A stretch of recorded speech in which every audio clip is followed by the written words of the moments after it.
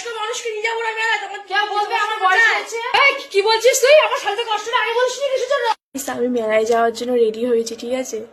তো আমি আর বান্ধবীরা যাবো, আমি মাকে এটা বলেছি। তো সেটা শুনে মাও রেডি হয়েছে আমার সাথে মেলায় যাবে বলে, ঠিক আছে? তো এখন আমি মাকে বলবো যে তোমাকে মেলা নিয়ে যাবো, দেখি রিয়েকশন কি হয়।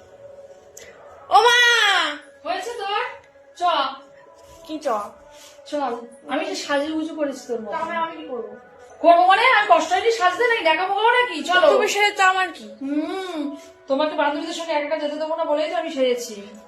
চলো। ওইখানে শুয়ে শুয়ে ফোন ঘাটো। এই কি বলছিস তুই? আমার সাথে কষ্টটা আগে বলিসনি কিছুর জন্য? সাজ দেওয়ার কিসের তুই কষ্ট? যদি সামনে যেতাম না। সাজ দেওয়ার কিসের কষ্ট?